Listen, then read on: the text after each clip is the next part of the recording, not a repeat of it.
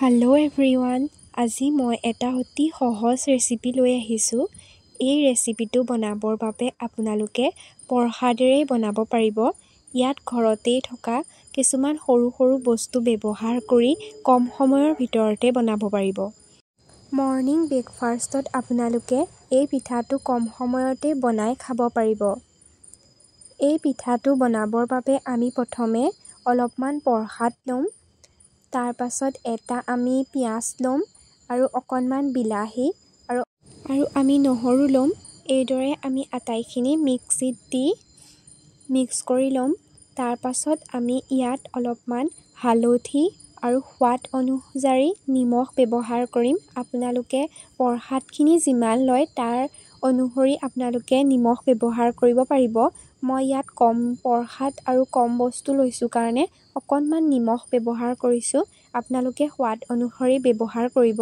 আটাইখিনি গ্ৰাইণ্ড হোৱাৰ পাছত আমি তাত অকণমান ৰিফাইন তেল ব্যৱহাৰ কৰিম, কাৰণ আমি পিঠাখন বনাবলৈ পাছত কোনো ধৰণৰ তেল ব্যৱহাৰ নকৰোঁ।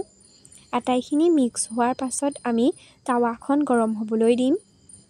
টাৱা গৰম হোৱাৰ পাছত আমি অকণমান পানী ছটিয়াই দিম।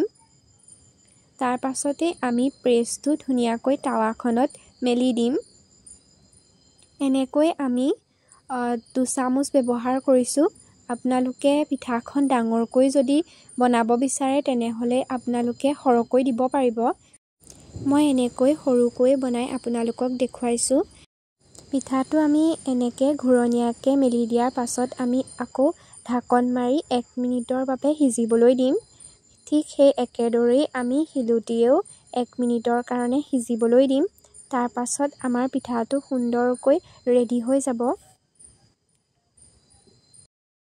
এয়া চাওকচোন কি সুন্দৰকৈ আমাৰ পিঠাটো ৰেডি হৈ গৈছে। আপোনালোকেও এনেদৰে এবাৰ বনাই খাই চাব। এইদৰে মই অকণমান সজাই দিছোঁ আৰু পিঠাটো সঁচাকৈ খাবলৈ বহুত সুন্দৰ হৈছিল।